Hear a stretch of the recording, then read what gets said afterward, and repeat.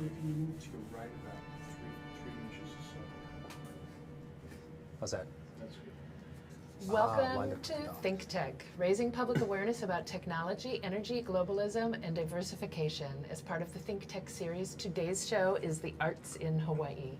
I'm your host, Donna Blanchard from Kumukuhui Theater. And joining me today is my guest, Tony Pisculli of the Hawaii Shakespeare Festival. Today we're going to talk about The Bard in Chinatown. Remember that we broadcast live on the internet at 2 o'clock and 4 p.m. every weekday. All of our shows are streamed on ustream.tv and Spreaker.com. And if you want the links to our live shows or our previous broadcasts, just go to thinktechhawaii.com. And if you want to join us in our downtown studio for any of our shows, just write to jay@thinktechhawaii.com. Tony, thank you so very much for being here. Thanks for having me.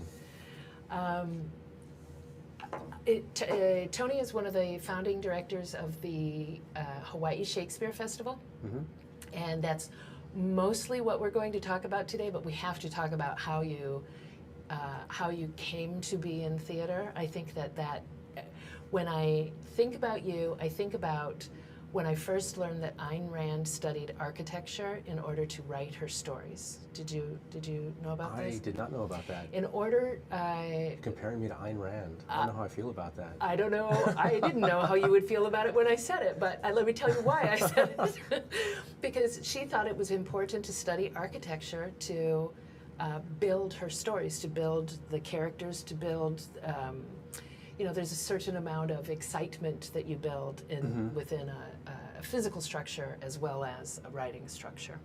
And I know that you come from a science and math background.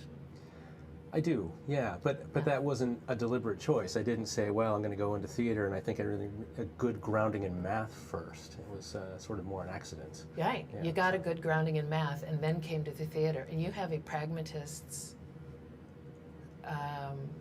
soul? I guess so. For me, it was more a reaction to math and computer science. I was computer science also, and computer programmer for a long time. And it was a reaction to that and what that was doing to my life and where it was leading me that led me into theater, rather than, oh, this is going to be really useful. And I'm not sure how much, I don't know, have we talked about this before? I'm not sure how much math plays a part in what I do in theater. It's nice to have the two hemispheres going on, the right brain and the left brain approach. I think theater is very much one of those disciplines that benefits from the two hemisphere approach. It's not wholly intuitive, it's not wholly deterministic, but yeah. Oh, I agree. I definitely have both of those hemispheres going, but I don't think I'm hooked up on the right side just the same way that you are. Let me just say that. Okay. Yeah. So let's talk about, first of all, I want to make sure that we say the Shakespeare Festival is opening in 2 weeks. I can't do the math in my head, but it's opening on July 19th with Troilus and Cressida. That's our season opener. Yeah, R. Kevin Doyle is directing that. He's one of our co-founders. Yeah, R. Kevin Doyle and Harry Wong, our artistic director. Yeah. Troilus and Cressida, and then you're directing Timon of Athens? I'm co-directing with Eleanor Svaton, yeah. Oh. And that'll be our second show, and that's opening August 9th. And then Tari Kinoshita, who just directed for you, Sound and Beauty, will be our cleanup hitter, third show of the season, and that'll be 2 weeks after our show. Yeah, later in August. Yeah, later in August, August 19th. Late August. Yeah. And that's As You Like It. As You Like It, yes. And this year is really momentous for the Shakespeare Festival. It is, it's huge. We've been doing a thing where we've been going through without repeating the plays, mostly initially because we were interested in just doing new things every time and not doing sort of a greatest hits program. And a few years in, we said, hey, let's do them all without repeating. And so that's what we've been doing. And now, 12 years later, we are about to complete the canon. And that's a big deal. There's not a lot of theaters, not a lot of Shakespeare festivals in the world that have actually completed the canon. Oh, so, yeah. Yeah. That's 38. It's 38 plays. That's a lot of plays. And I'd say roughly half of them are plays that you're not going to see in general. I'd say we've had a lot of Hawaii premieres, things that have never been done before in Hawaii and won't be done again until we do them again, but also ones that you're unlikely to see anywhere else. If you go to Stratford, if you go to Ashland, yes, you can see King John and Timon of Athens and Troilus and Cressida. But most places, they're not doing those plays. Yeah. They're sticking with Much Ado and Romeo and Juliet and King Lear and so on. Yeah. Yeah. So it's an amazing opportunity for the people of Hawaii who are embracing it, Yes. right? Yeah.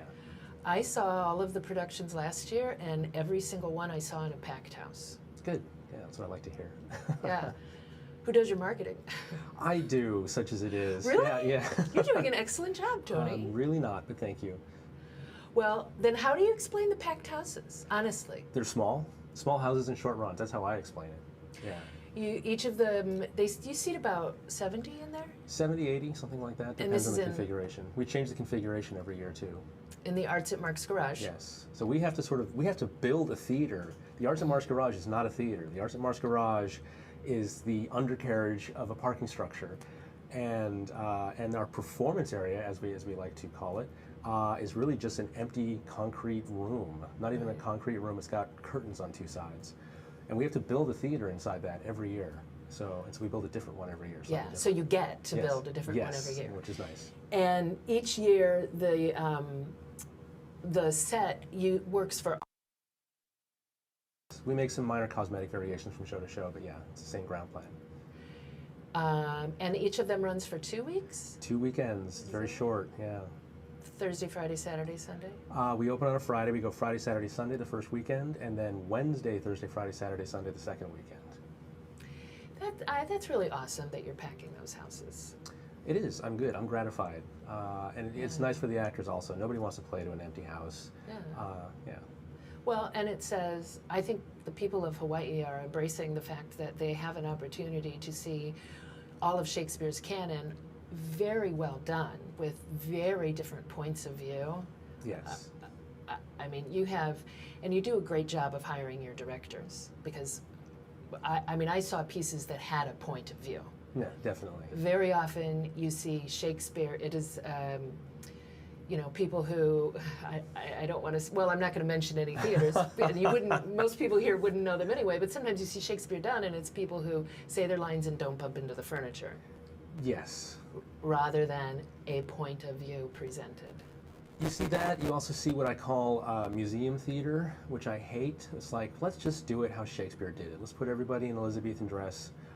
Let's everybody say the lines the way they would have said them. And, we're not an Elizabethan audience, so why bother with that? We do have a costume designer. I have to say this now because I just slagged Elizabethan costume. We have a costume designer, Sandra Finney, who's done a lot of shows for us, and she loves Elizabethan costumes, and when she does them, she does a brilliant job with them. And so we do those shows occasionally, but they still have a strong point of view. Henry VIII last year by Tari definitely had a strong point of view with the element of the fates. You saw that one? Oh, yeah. And that was an Elizabethan dress, and it was gorgeous, costumed by Sandra Finney.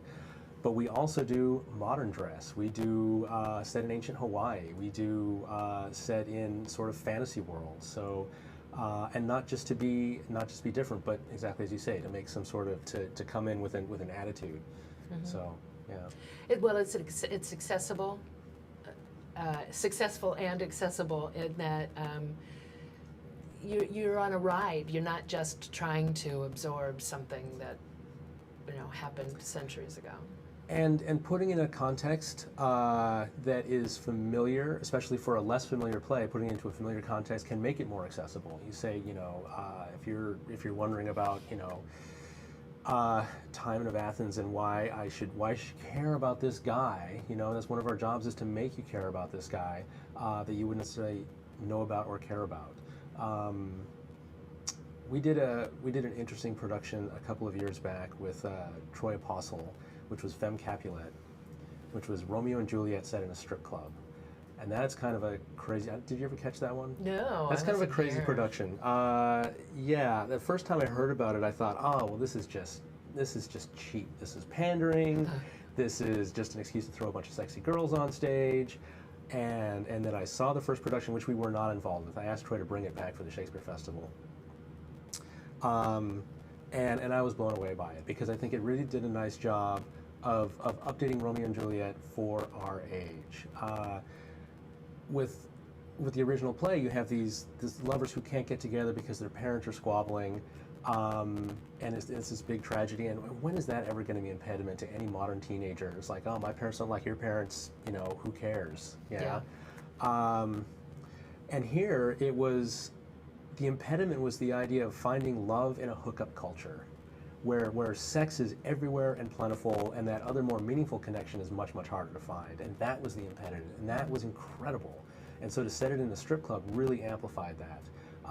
That Romeo was a guy who sort of came to a strip club a lot with his boys, you know, Mercutio and the rest of them. Mercutio was actually a stripper, and he's in love with, who's he in love with at the very beginning of the play? That starts with an R. Rosalind. Rosalind? Is it Rosalind?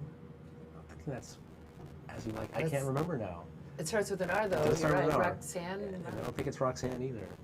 Now I can't remember. It's terrible. So he's in love. He's in love with a stripper. Yeah, and then he meets this girl Juliet, and it's, you know, in Romeo and Juliet, it's almost a comedy that Romeo is so devoted to this one girl at the beginning, and then on a dime he switches to this other girl. Yeah. And in this production, he was in lust with a stripper, and then he's in love with Juliet, and that's a much more meaningful transition. So I thought that production worked really, really well. And that Troy directed that? Troy directed that, yeah. Troy and Shen Sugai. Troy's my guest next week. Oh, excellent. Good, Okay, I'll have ask to him about that. it. And that's actually, ask him about it definitely, because there's been 4 productions of that, and they've been 4 very different productions. Oh, wow. Yeah. And you do a lot of gender bending. Yes. Last year, your Richard was an all-female cast. Yep. Richard III. And there's some, Timon of Athens this year is gender blind, which is a new experiment for us. Yeah. So that's the thing that we started way back in the very first year of the festival, and you know, we get a lot of credit for that and creating opportunities for women and so on. And it was really much more of a selfish decision that we had to cast 3 shows at the same time, and there were probably, between the 3 shows we were casting, 15 parts for women and 50 parts for men. And our initial turnout of auditioners, there were 100 people, of which 60 were women and close to 50 were men, or 45 or something like that, which meant that if we'd done traditional casting, we would have cast every single man who walked through the door, regardless of quality, and the top 20% of the women. Yeah, which just seems like an incredible waste of talent.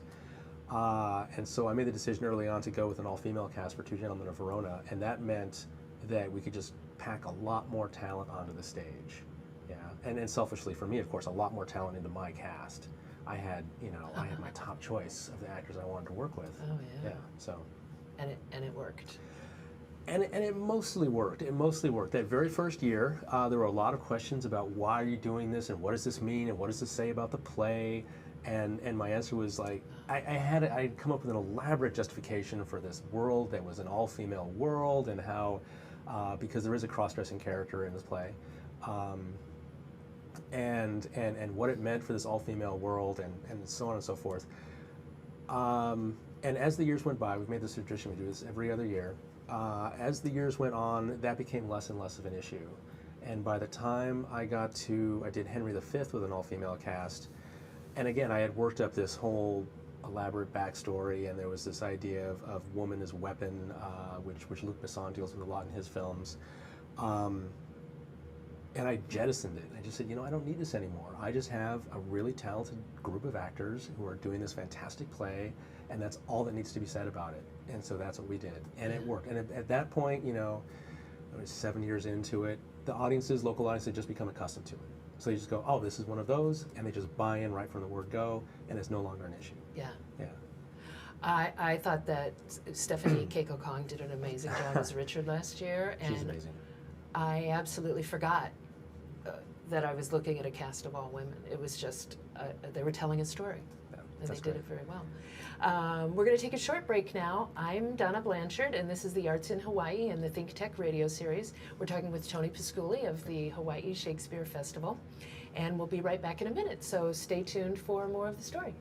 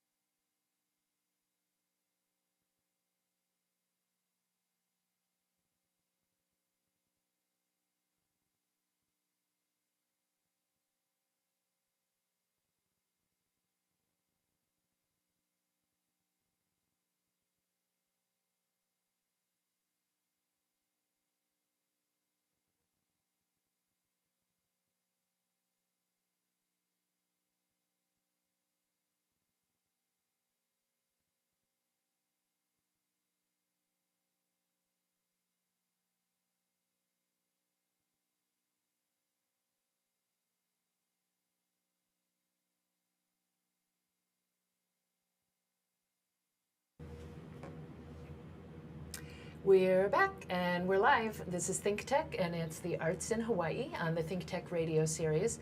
I'm Donna Blanchard and I'm talking with Tony Pisculli of the Hawaii Shakespeare Festival. So let's talk a little bit about your trajectory here. My personal trajectory? Can we do that or for a the moment? Shakespeare Festival's trajectory? Let's start with you. Okay. And then we'll go into the festival. Sure. So you were in computer science. Yes, I was a programmer. I was at Microsoft for 5 years, then I moved to Hawaii, and I wanted to do something different. Yeah, really different. I came here to Hawaii. I came here for the weather, not for any other reason. Never having really done any theater outside of 5th grade summer school, where I was a fight choreographer, by the way, for my 5th grade summer school production. You were a fight choreographer when you were 10. Yeah, well. Really? We were devising our own plays, and so because we were 10-year-old boys, we wanted to make sure they had fights in them, and I was the one that organized the fights. Yeah, I created the fights for those plays. Where did you go to school? Where were you in school when you were in 5th grade? That they had you devise your own plays and. They were pretty hands off. This was a summer school program. I don't remember what school it was through. Yeah. Okay, awesome. They weren't sword fights. They were just boys wrestling, and we'd sort of set the initial thing and just go to town. Yeah. And where did you have the background to say, I'll choreograph that? Did you just like 10-year-old movies boy. with a lot of? That's how boys are. Yeah. Oh. Yeah. Okay. You guys are weird. Okay, boys. All right. So you are here in Hawaii, and you decide you want to study something different. You get a wild hair. And yeah, and I kind of bopped around. I started taking classes at UH, and I took an art class, a printmaking class, I think. I took physics classes. I took a couple of years of physics classes. I was really interested in physics, and I looked around one day and I said, "Oh, look, here I am in Hawaii, in a room with no windows, a room full of guys, with my head bent over a piece of paper doing math. This is not what I want to be doing with my life. I want to do something that is different from physics and computer science and math, which is all I've been doing up to that point. No matter how interesting I find this, I want to do something else." And I just picked up the catalog and I flipped through it for something that was radically different, and I saw theater. And I have never done acting. That's about 180 degrees apart, and it scared the hell out of me. Just the idea of it. I was very, very shy, extremely painfully shy. And I took this acting class, and it was the most fun I have ever had in my life. I walked out of that class smiling every day. I took that one class that was over summer with Megan Evans. She was my teacher, and I have been doing theater nonstop ever since. Yeah. Wow, you were painfully shy. Painfully shy. Yeah, people don't believe me when I say that, but yes. It's hard to imagine knowing you. Yeah. Now, painfully shy, but you must have felt to some extent, you did what scared you? Yeah. You must have felt, you must have had some confidence there. No, none whatsoever. About 5 minutes before the class started, I was in a bathroom in Keller Hall across the parking lot from the theater department, just absolutely shaking, trying to psych myself up to walk into the building. Yeah. Oh, I was terrified of just going into Acting 1, which is the most friendly class you can take. Yeah. Wow, okay, so, but you had already been working for Microsoft for a while, so you're also, were you in there mostly with college freshmen? Or was it mix? It was a mix of people because it was a summer class and mostly younger people. I was 30, I think, yeah. Okay. So mostly younger than me, but a couple of, community people who were just trying something fun for the summer, yeah. Do you remember what it was that made you smile every day? It was just, part of it was doing something terrifying and coming out the other side and still being alive, yeah. And it was just fun. It was a fun class. Megan led a fantastic class. It wasn't a lot of, hey, let's do a lot of scene study. Let's talk about Stanislavski. It was just, hey, let's all make our own music together for a day. Pick a random object and see what kind of noises you can make, and we're a band. Go. It was that kind of thing. Oh. It was just it was an opportunity to play in a way that most people don't get that opportunity. They're so focused on their work and what they're doing and where this leads. And this is like, hey, no, we're just going to take an hour and play and see what comes of it. And that was really fun. That's awesome. That I can see how that would have been completely different. And yeah. See, I grew up in a family with one of my older sisters who's 13 years old, older than I am, quite a bit older, yeah. said, let's make a play for Mom and Dad for Easter, So I started when I was 3, saying, this is how we express ourselves, Very, very different. Okay, so you got involved in theater, you loved doing that. Did you take anything else in school? You got your master's degree. Yeah, I took classes nonstop. I couldn't, for the second session of the summer, I couldn't find another theater class. I took public speaking, which was terrifying in its own way. Now that's scary for anyone. That's scary for me. Yeah, and then just more went back as a non-matriculating post-baccalaureate student, that's what they call them. Did that for a while and applied for the MFA program and then did that, Theater. So, yeah. And were you involved in theater elsewhere on the island or just at the university at that time? Initially just UH. Once I got into stage combat, I started getting asked to participate at the theaters around town, doing fights for like MVT and Kumakahua and so on. And did that stage combat come out of classes at U of H or elsewhere? It didn't. That came from a guy, Gregory Hoffman, who just has other interests in Hawaii, and he would travel here frequently, and he just talked to Dennis one day, Dennis Carroll, the former chair of the department, and said, hey, I'd like to offer this workshop. And Dennis said, hey, that sounds like a great idea. And he put together this 1-week workshop, very, very intense. It was over spring break. It was 9 days, the weekend before spring break, all of spring break, and the weekend after. It was 8 hours a day. Oh, wow. And it was absolutely grueling. And people would, they would show up in the morning and they'd be, working for 4 hours. And then over the lunch break, rather than eat, they would sleep. Just pull out some foam mats and sleep in the theater until it was time to go again in the afternoon. Yeah. So you did hand-to-hand, sword, rapier, all that? Found weapons, quarterstaff, broadsword, all of it. Yeah, sword and shield. And you loved it right away? Loved it right away. Yeah. There was a pretty high attrition rate in that class. I think like 35 people started and we finished with 12 because it was so grueling. But Aaron Anderson and I were two of the people who really took to it. And we flew off to the mainland and took private classes with this guy. And so we were the fight guys for a while, and Aaron moved away, leaving just me.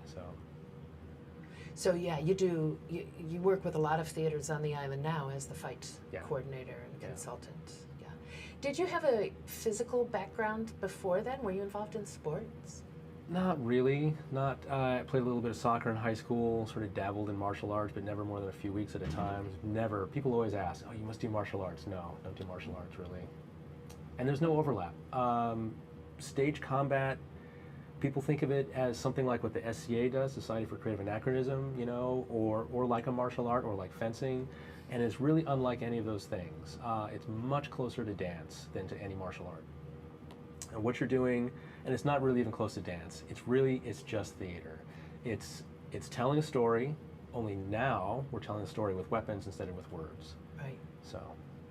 And you're creating pictures. Yeah. Right? Yeah.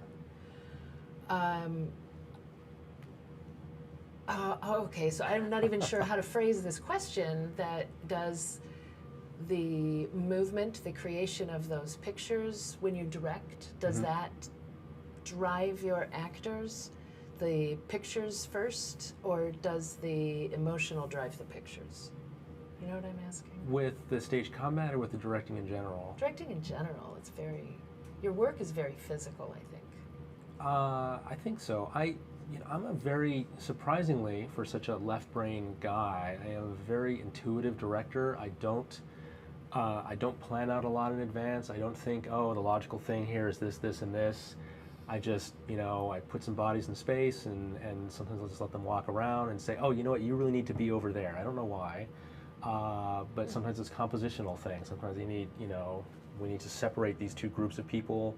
Sometimes it's for sight lines. Sometimes it's for, can we show this relationship physically with the proximity between the characters, as the characters become closer emotionally, they're closer together, or vice versa, or sometimes working against that deliberately.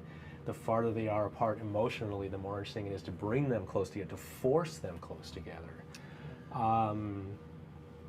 But like I say, I don't plan that out. I just sort of, in the moment, that seems like a good idea. Yeah, but it's all clicking on those. Yes, yeah.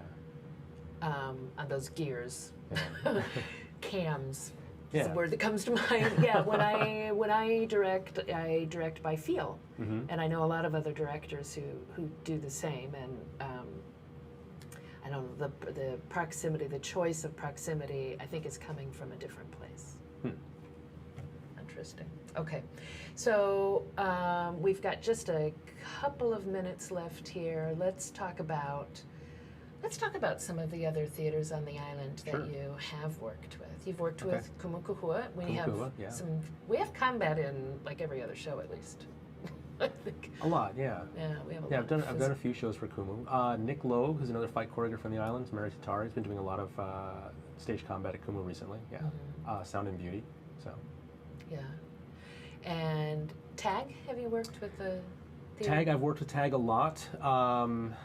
Mostly on the August Wilson plays, tend to feature a lot of violence. And then I just directed a show at Tag, The Bell Stratagem, and that had a tiny little fight scene in it, so I directed and did stage combat for that. The Miracle Worker, Troy's show, The Pillowman, a lot of violence in that, yeah. So. The Miracle Worker, I guess that's not one that I would have thought, oh yeah, you need a... Helen Keller, she was... physical. That's a good point. Let's talk about when you need a fight choreographer, because people need to know. Public service time. You want a fight choreographer, people think, oh, I don't need a fight choreographer because no one's got a sword in their hand. But if they're roughhousing, if they're doing stuff and you're just like letting them, sort of go wild on stage as we did when we were 10-year-olds, that's great with 10-year-olds because they're made of rubber, they're really resilient, and adults less so. And you really want to set this stuff and you want to plan it and you want to make it safe. And you also want to make sure that people are comfortable. And that's an area you can get into where you have stuff that's incredibly emotionally violent, is you have to make it a safe place for people so that they can do their job as actors without being worried about themselves. So if you're doing, it's like a sexual assault, you have to be very, very careful, and it's really good to bring in someone who's on the outside who's looking out for the safety and the emotional safety of the actors so they can focus on doing their jobs. Yeah. I've been involved in work in Who's Afraid of Virginia Woolf is a really emotionally hot show to do, and it's excellent to have someone come in and say. So there's a lot of times that actors are making their own decisions. The director has you here, and you know what your intention is, but movement within this space is up to you. And it's nice to have someone come in and give you the direction. It does make you feel a lot more safe to know that. To know that you're going to be okay. You're going to come out on the other side of it. Yeah. Have you worked with Manoa Valley or Diamond Head? Manoa Valley, yes, a few times for, I'm trying to think what was the most recent thing over there. Death Trap, that's been a while ago now, a few things, yeah. Diamond Head, not so much. In fact, I think only like once or twice. The Fantastics, they did the Fantastics, I did that. They tend to do, because they do mostly musicals and because they're straight plays, tend not to include violence. The musicals, there's a sort of a different attitude towards swordplay and such in musicals, where it's so much more presentational that they feel like they don't need a fight choreographer, or they've brought in on occasions a couple of fight choreographers that are not me. Tom McCurdy did a thing over there once or twice. Some other guy, I don't remember his name, yeah. So, not so much Diamond Head. But just about everybody, at least. ACT, back when they were around, HPU, Kumu, UH when I was there. Now Paul Mitri does a lot of that stuff. He's there. Other sort of one-off and independent productions. Cruel Theater, Tari's production company, did a lot of stuff for them. A lot of high schools. Hawaii Theater Center, their Young Actors Ensemble program. They do a lot with them, yeah. Fabulous. They're terrific kids, and they really take to it. Hamlet, Romeo and Juliet, 12th Night, yeah. Excellent. We're going to take another break. We'll be right back. I'm Donna Blanchard. This is The Arts in Hawaii, and we're talking with Tony Pisculli of the Hawaii Shakespeare Festival. We'll be back in a minute, so stay tuned. Thanks.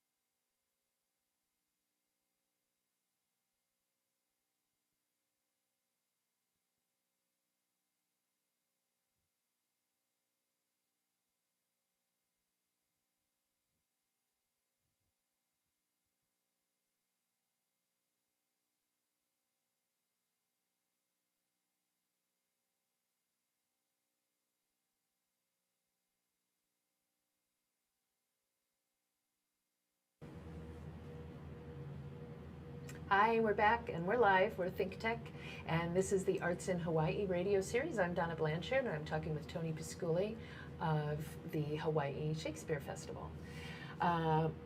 Just a second ago, you were talking about the different theaters that you've worked with and the fight choreography that you've done. Do you continue to train, get an education in fight work? I haven't done any continuing education type stuff in a while. I did for a long time. I was I went off and did some private training, and then I brought a stage combat workshop to Hawaii so that other people could train. I wasn't in a place to train people, so I brought in this same instructor, Gregory Hoffman, and I was his TA for about 5 years. So I just took that workshop over and over and over and over again. And then went off and did some extra training with him, took a fight director's workshop, did some private training with him here in the islands, and then since then I've been running my own workshops on a sporadic basis, so yeah. Okay. So that background with the physical theater really lends itself to working with Shakespeare? I think so, yeah, it does. You did also just direct the Bell Stratagem. You don't limit yourself to Shakespeare work. Yeah, the Bell Stratagem is the first non-Shakespeare I've done in a long time, though, just because I haven't had time to do other stuff, yeah. It was fun, though. But you had wanted to do that play for quite a while, right? A couple of years, yeah. Okay. So tell me about, I'd like to talk about the process that you go through when you select a play. Do you read a lot of scripts? I don't read a lot of scripts, and this is interesting, and I really don't read a lot of Shakespeare. I loathe reading Shakespeare. I love directing Shakespeare, but the process of sitting down and reading it is excruciating. It's the worst part of the process for me, is reading the script for the first time. Yeah. Yeah. I agree. I directed Caesar a few years ago, and it was very hard to read it and not, I wanted to take like chess pieces and lay them out so I could see, it's difficult to read. Yeah.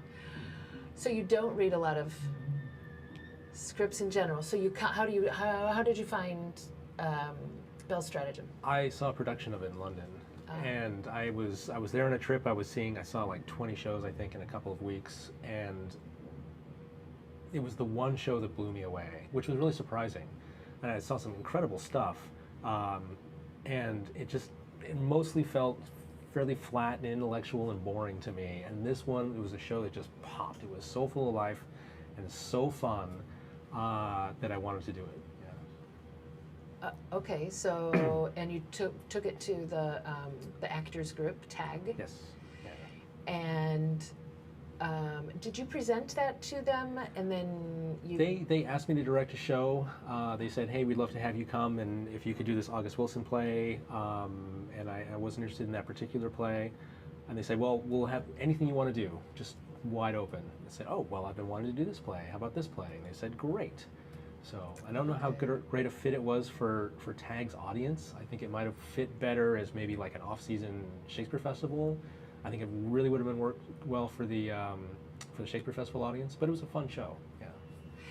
It's a very big show, and it was in a small space. Yes, but I'm used to that. Yeah. We do big Shakespeare plays in small spaces all the time. So. And it was, I thought that it was exceptionally well done. But it was staged. I mean, they're limited in that house. It doesn't change. Yes. Right? Their seating. Yeah, and that's unfortunate. I think they've locked themselves into a configuration which is not my favorite configuration. They're proscenium all the time, and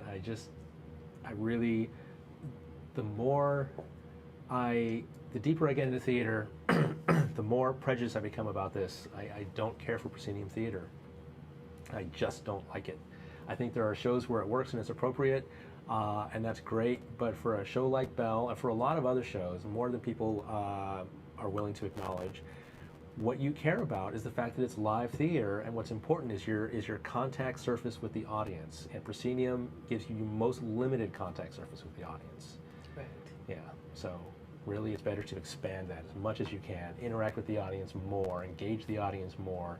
The more it's proscenium, the more it's like watching television. Yeah, and we have television, we don't need that.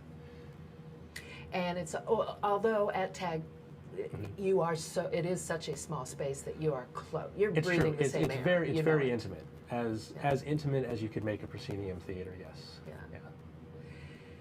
So decide, you see the show and you really like it, and that's a show that you would like to direct, do you just read the script?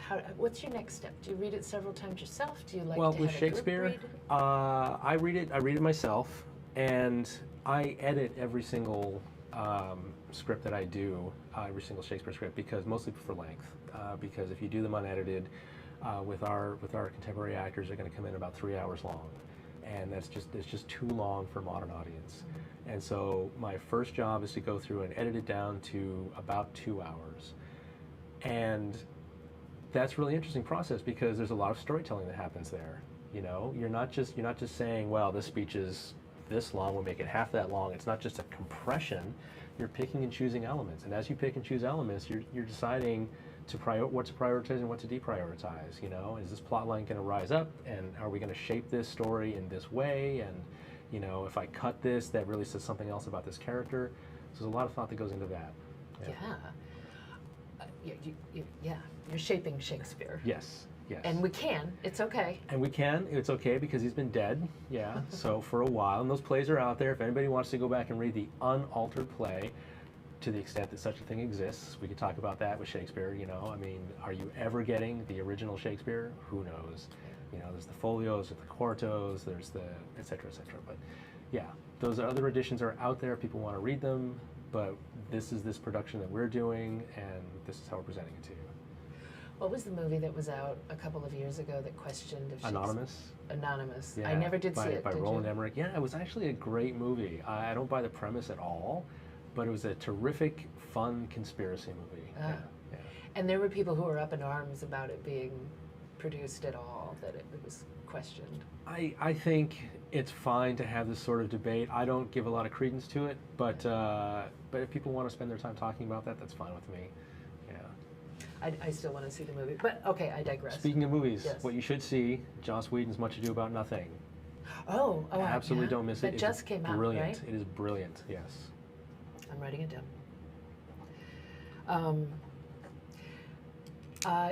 So are you cutting all of the plays for the Shakespeare Festival, or is that up to the other directors? That's just the individual directors, because it's such a personal, intimate process. It's the play that you're going to direct, so you want to make sure that, you know, yeah, people do this. I see this a lot in sort of the wider Shakespeare communities. Like someone says, does anybody have a 90-minute cutting of Romeo and Juliet? And I'm like, how could you do that, you know? Yeah. It's not that interchangeable, because the story you're going to direct is the story you're going to tell, and you want to know what that is. You want to shape that. I think that's an important part of the direction process. What did you think of Baz Luhrmann's Romeo and Juliet? I loved it. I have some quibbles with it, but in general, I loved it. I loved it too. Yeah. Talking about the movie, the Leonardo DiCaprio. Yeah. Okay, so when you get into the audition process, are you have you already made decisions by then about gender of the characters that you're going to cast, or do you really let that go with the artists on stage? Well, this is the first time. We've done some minor cross-casting before, but with Time of Essence, the first time we've really gone in completely gender neutral. So we tried to go in with no expectations in terms of gender for any of the roles. Yeah. That's fabulous. That kind of flexibility at that stage of the game is admirable too. Yeah. It's taken a leap.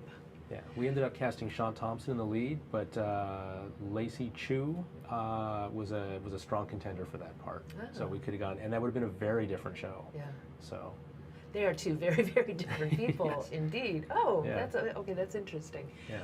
I like to see, you know, like a lot of summer stock will have the shows, the after hours shows, you know, that you can see that switch the actors up. I'd love to see Shakespeare Festival do something like that. Not that you're not already exhausted, or maybe off season. Have you talked about that? We, Stephanie Keiko Kong, one of your favorite actors, has talked about doing an after show, Timon and Pumbaa of Athens, recycling some of our actors for that, yeah, and a little musical piece. Like to see that. And then, so you cast your show and you get into your rehearsal process, and there are directors who I'm certain before they even go into a rehearsal, they have already used chess pieces and mapped out where everybody will move. There are other directors who give the actors free space and then shape from there, who work as a collective. Where do you fall in that spectrum? I'm more on the looser side of it. I come in with very few things set in advance. This time's a little different because I'm working with a co-director, and so Eleanor and I had some conversations to make sure we're on the same page about, because you don't want to be standing in front of a group of actors going, "Hey, you do this." No, I don't think we should do that. I mean, that's a waste of everybody's time. Yeah. So we had conversations in advance to just sort out a few things, and that led to sort of agreeing on what we're going to use the various spaces of the stage for and that sort of thing. But generally, I'll just come in and say, "Hey, you try coming in from over there, you try coming in from over there, wander around, say your lines," and then I'll just start shaping it. Yeah, so it's sort of like a potter with a wheel. You get a lump of clay and you say, "I don't know what this is going to be yet. It's going to be a thing. Oh, it's going to be a bowl. Okay, let's make it the best bowl it can be." Yeah. Nice. Are you working with Eleanor because you think your work will complement each other, or are you working together because you're so the same? It's interesting. Yeah, that more. The primary reason I'm working with Eleanor this time is because I'm away for 2 weeks for grad school, and I did that for Richard. I just took a 2-week break in the middle of the rehearsal process, and that was really frustrating for everybody. For the actors to take 2 weeks off after we blocked the play and then try to come back and pick up the pieces. For me, because my head was in a completely different place, and to try to jump back into Shakespeare. So this time Eleanor's co-directing with me, and when I leave for 2 weeks, she just runs rehearsal in my absence. So she become the solo director, and then I'll come back and sort of jump in with her. Nice. And you've worked with her quite a few times. I've worked with her as an assistant director twice, and it's been fantastic on two of, I think, my favorite shows, the Henry VI trilogy and Merry Wives of Windsor. So. Yeah, she's a fantastic assistant director and a fantastic co-director. Oh, wonderful. Yeah. And a fantastic person. Yes. Okay, we're going to take a short break. I'm Donna Blanchard with ThinkTech. This is the Arts in Hawaii. We're talking with Tony Pisculli from the Hawaii Shakespeare Festival, and we'll be back in a minute, so stay tuned.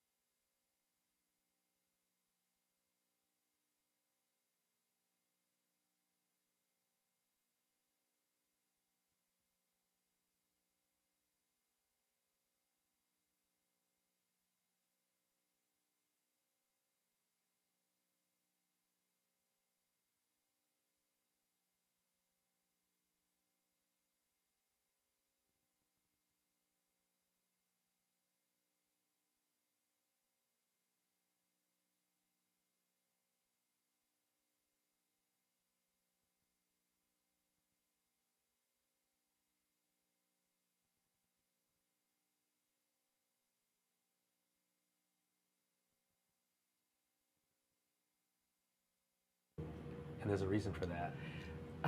All right, we're back. This is ThinkTech, and it's Arts in Hawaii, ThinkTech radio series. I'm Donna Blanchard of Kumukuhui Theater, and I'm talking with Tony Pisculli of the Hawaii Shakespeare Festival. And we've just been talking about the fact that we are not going to have enough time to finish this conversation today. So we have so many different things that I would like to talk about. First of all, you mentioned grad school. You want to talk a little bit about what you're doing there? That's a kind of digression from the topic at hand, but sure, I'm in the middle of doing an MFA in creative writing right now. It's a 2-year program. It's a low residency program, which is nice. So it means I travel for about 2 weeks every semester off to Maine, and that 2 weeks happens to fall right in the middle of Shakespeare season, unfortunately. So that's been a little bit of a challenge. Yeah. I don't think it's a digression, Tony, because I think it speaks to two things. Okay. I think it speaks to, when did you start writing? That's a good question. I've sort of been a dilettante writer all my life, but never, I've always thought of myself as someday I will write, and never put together more than a paragraph or two, and had story ideas that I collected in note form, but I didn't actually start seriously writing until about 6 years ago when I did my first NaNoWriMo, National Novel Writing Month, and I wrote out a novel that had in my head for about 20 years, and I finally got it all down on paper, and that was just, wow, it was incredibly liberating. It was fun. Wow. Yeah. And you put together the Magic Spreadsheet. Oh yes, the Magic Spreadsheet. Let's talk about that, because it is math meets art. Yes, it is. So the Magic Spreadsheet is a thing that I did because one of the reasons I wanted to do a graduate program in writing, so I would give myself a 2-year span to develop really good writing habits, learn how to write better, learn how to do revision, but also learn how to be a working writer, to develop a process where you get up every day and you get your words in. Because everything I've ever written up to this point has been on deadline. Some teacher standing over your head going, you got to have this on my desk by tomorrow, and you pull that all-nighter and you get it in, and that's not a way to have a professional life. And so about a year into this program, I was realizing that I was doing the exact same thing with grad school. That I'd have a deadline every month, and I would sort of putter around and think about things and say, oh, this would be a great idea, but not actually write it down. And then a week before my deadline, I'm frantically typing, and so I need to build a daily writing habit. I need to write every day, and I created this spreadsheet, which is sort of a gamification of the writing process, where you get points for writing every day, but you get more points for writing consistently. So you get points for writing words, but if you write 1 day in a row, you get a certain amount of points. If you write 2 days in a row, you get way more points. So the longer you write without taking a break, the more your points ratchet up, and the more pressure there is on you not to miss a day. Yeah. And so I've gone now 180 days, I think, writing every day without missing a day. I have a friend who's gone over 200. And that's inconceivable before we had the Magic Spreadsheet sort of goading us along. Yeah. And this is a Google Doc that you have a community of people who are. Yeah, it's about 200 people now who are hitting this thing every day and saying, yeah, I've never written this much in my life. It's fantastic. Yeah. And there is a math to it. It's like, for the salesman, if you go by the numbers, if you call 15 people a day, eventually you're going to get a sale. If you write every single day 200 words or whatever. 250 words is our baseline, and as Cory Doctorow says, science fiction writer, if you write 250 words a day, you'll have a novel at the end of a year. And people underestimate that. They say, oh, I don't have time to write a novel today. I'll write it someday when I have time. You know what? You're never going to have time. Yeah. But you can make time today to write 250 words, because that's 15, 30 minutes. And at the end of a year, that adds up. It really does. So. And I think it's not a digression in the conversation, because we're talking about working the process. Okay. Working the process of creation, creativity. Just saying, and I do it when I paint. Sometimes I think I really don't even feel like painting, but I'm going to stand in front of the canvas with a brush in my hand and a cup of water and my paints, and eventually something's going to come out, right?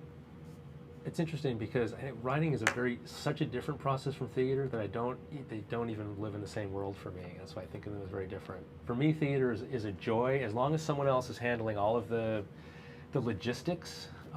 If someone's got a rehearsal space for you and an audition process, and you just show up and I've got a room full of actors and a script, go. That is absolute joy. That is fun. I would do that every day for free. Well, I do.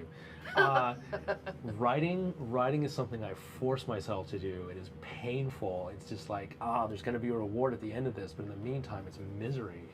Yeah. Gosh, but you keep doing it.